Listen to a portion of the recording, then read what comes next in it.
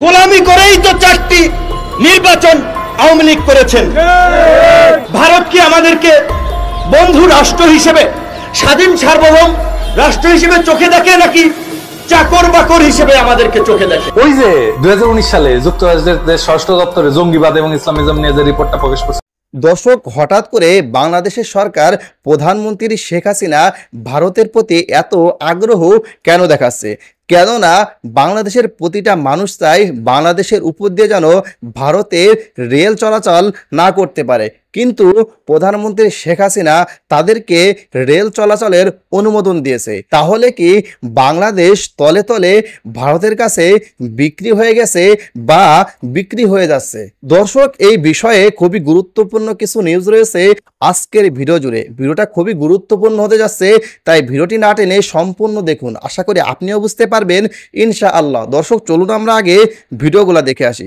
নির্বাচন আওয়ামী লীগ করেছেন। ভারত কি আমাদেরকে বন্ধু রাষ্ট্র হিসেবে, স্বাধীন সার্বভৌম রাষ্ট্র হিসেবে চোখে দেখে, নাকি চাকর বাকর হিসেবে আমাদেরকে চোখে দেখে? মোদি তো আপনার সাথে দেখা করতে আসেন নাই, আপনি হাইদে গেছেন। হাইদে গেছেন মানে যে গ্রামে একটা কথা বলে, গায়ে মানে না আপনি মোরল।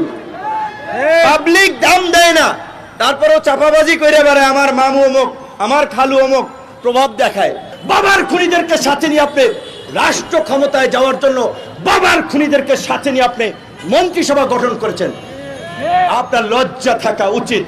এমনি এমনি ভারত সহযোগিতা করে নাই। কাজী এত কৃতজ্ঞতা চিত্তে এত দালালি চাটুকারিতা করা বোধহয় ঠিক না এবং দুঃখজনক। প্রধানমন্ত্রীর জায়গা থেকে যখন এই কথা বলা হয়, সেটা আরো উদ্বেগজনক। আরেক যে কিস্তিওয়ালা বন্ধু, গ্রামে কিস্তি দেয় না, এই যে চীন যে টাকা দিতেছে, কিস্তিওয়ালা বন্ধু বাংলাদেশকে দখল করার জন্য আরেক দখলদার, আরেক সাম্রাজ্যবাদী আধিপত্যবাদী শক্তি ঋণ দিয়ে বাংলাদেশকে গ্রাস করার একটা পরিকল্পনা নিচ্ছে।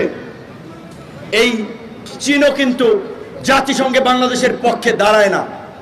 তো আপনাদের বন্ধুরা তো আপনাদেরকে পাত্তা দেয় না, আপনাদেরকে মূল্যায়ন করে না, তারপর আপনারা গোলামের মতো তাদের প্রতি কৃতজ্ঞতা স্বীকার করেন। তাই শেখ হাসিনা সরকারকে বলতে চাই, শেখ হাসিনাকে বলতে চাই, আপনি প্রাউড ফিল করেন, অহংকার বোধ করেন। প্রকাশ্যে সেদিন সংবাদ সম্মেলনে খুব বলেছেন, আমি জাতির পিতার কন্যা, এই দেশে আর কেউ জাতির পিতা হতে পারবে না।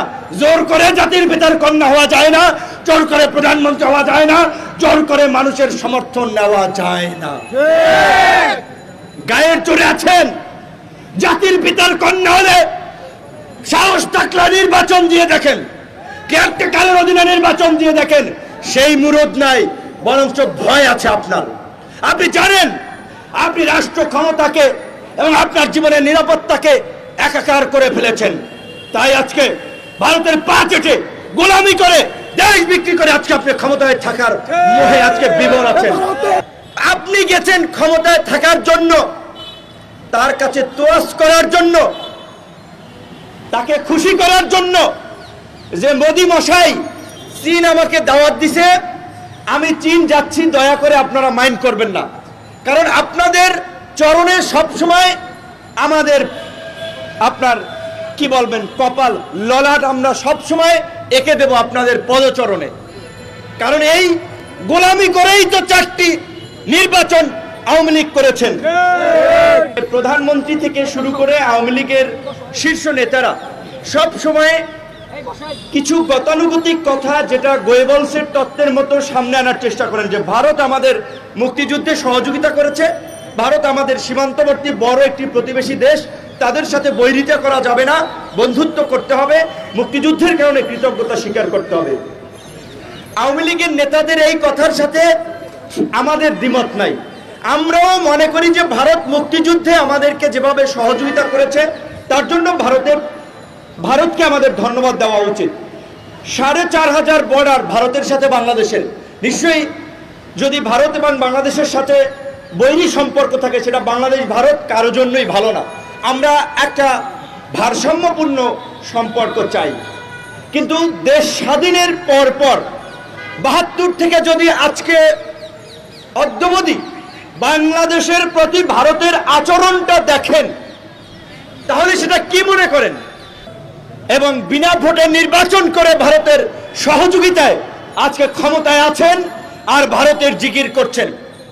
আজকে পরিষ্কার হয়ে যাচ্ছে দেশের মানুষের কাছে, সেই দেশ স্বাধীনের পরপর ৭২ সালে বঙ্গবন্ধুর শাসনামলে অভ্যন্তরীণ নো ট্রানজিটের স্বাক্ষর হয়েছিল, যেটি ৬৫ সালে পাক ভারত যুদ্ধের পরে বন্ধ ছিল। ভারত কলকাতা এবং এই পূর্বাঞ্চলীয় রাজ্যগুলোতে পণ্য পরিবহনের জন্য বাংলাদেশের তার নদীপথ ব্যবহার করার প্রয়োজন হচ্ছিল। ৪৭ সালে পাকিস্তান ভারত ভাগ হয়। ৬৫ সালে ভারত পাকিস্তান যুদ্ধের পরে পাকিস্তান বন্ধ করে দিয়েছিল। তখনই ভারত প্ল্যান নিয়েছিল, পরিকল্পনা নিয়েছিল পাকিস্তানকে দুর্বল করার জন্য, শক্তিশালী পাকিস্তানকে ভেঙে ফেলতে হবে। তাই তারা আমাদের মুক্তিযুদ্ধে সহযোগিতা করেছে, যেটাকে বলে উইন উইন পজিশন। সেই ৭২ থেকে ১৯ সালে যুক্তরাজ্যের যে স্বরাষ্ট্র দপ্তরে জঙ্গিবাদ এবং ইসলামিজম নিয়ে যে রিপোর্টটা প্রকাশ করছে বলছিলাম না, সেই সময় ইংল্যান্ডের স্বরাষ্ট্রমন্ত্রী কে ছিল জানেন? প্রীতি জিন্তা। আরে দূর, কি কই প্রীতি প্যাটেল, গুজরাটের মেয়ে। ওই মোদির ১ নাম্বার লেসপেন স্যার। তাহলে বুঝছেন তো ওর কেন এত কুরকুরানি? তো কুরকুরানি তো ভালোই হয়েছে। কি ভালো হয়েছে সেটা একটু দেখেছি। চৌধুরী মহিউদ্দিনের দাবি ছিল যে রিপোর্টে তার রায়ের এই বিষয়টার উল্লেখ যে আছে, এটাও তার বিরুদ্ধে মানহানির সামিল। এবং উনি একটা আইনি নোটিশ পাঠায় স্বরাষ্ট্র দপ্তরকে। স্বরাষ্ট্র দপ্তর লিগাল নোটিশ পাইয়া ডর খেয়ে যায়, ফুটনোটটা সরাই ফেলে অনলাইন থেকে। তারপরেও উনি চৌধুরী মহিউদ্দিন যুক্তরাজ্য স্বরাষ্ট্র দপ্তরের বিরুদ্ধে যুক্তরাজ্যের হাইকোর্টে মানহানি মামলা দায়ের করে।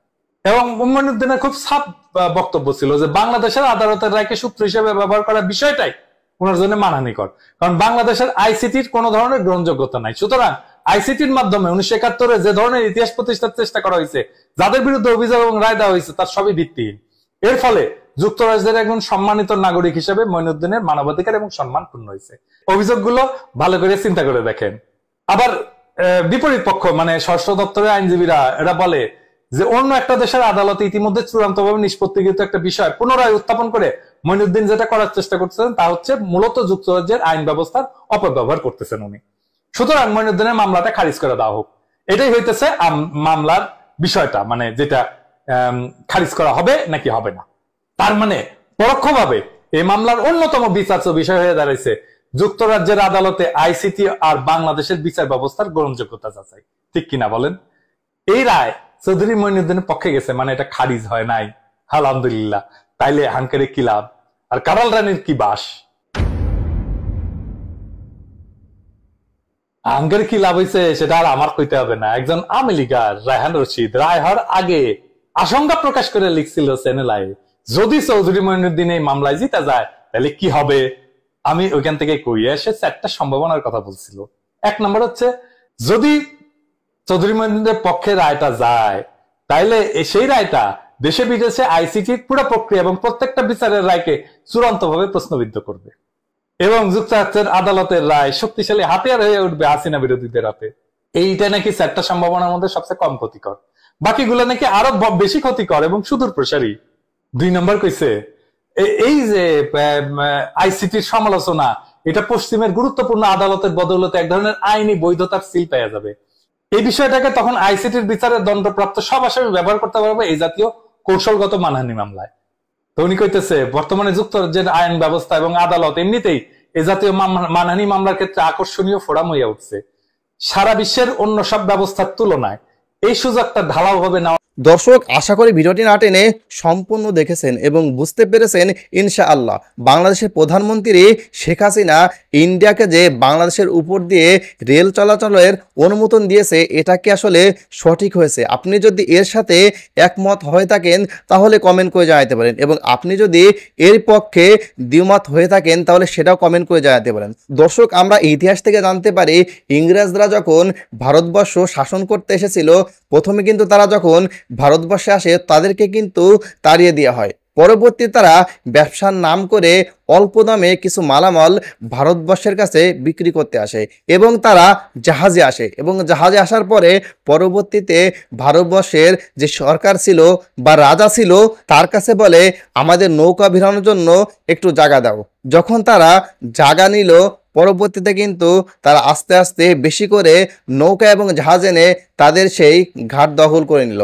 এবং আমরা ইতিহাস থেকে জানতে পারি একে একে কিন্তু তারা ভারতবর্ষকে 200 বছর শাসন করেছে। দর্শক, বাংলাদেশও কি তাহলে সেই ভারতবর্ষের পরিস্থিতিতে পড়তে যাচ্ছে? কেননা ভারতের ট্রেন যদি বাংলাদেশের উপর দিয়ে যায়, অনেক আবেগী বাঙালি হয়তো সেটা সহ্য করতে না পেরে ট্রেনে পাথর ছুড়বে। পরবর্তীতে তারা ট্রেনকে প্রোটেক্ট করার জন্য ভারত থেকে সেনাবাহিনী নিয়ে আসবে, বিএসএফ নিয়ে আসবে। একে একে আস্তে আস্তে তারা ঘাঁটি গেড়ে বাংলাদেশকে দখল না করে দেয়। দর্শক, এই বিষয়ে আপনার কি মন্তব্য রয়েছে সেটা কমেন্ট করে জানাতে পারেন। ভিডিওটা ভালো লাগলে একটা লাইক দিন, বেশি বেশি শেয়ার করে আপনাদের বন্ধু দেখার সুযোগ করে দিন এবং নিয়মিত এই ধরনের ভিডিও পেতে আমাদের চ্যানেলটি সাবস্ক্রাইব করুন। দেখা হবে পরবর্তী কোনো ভিডিওতে। সেই পর্যন্ত ভালো থাকুন, সুস্থ থাকুন। আসসালামু আলাইকুম ওয়া রাহমাতুল্লাহি ওয়া বারাকাতুহু।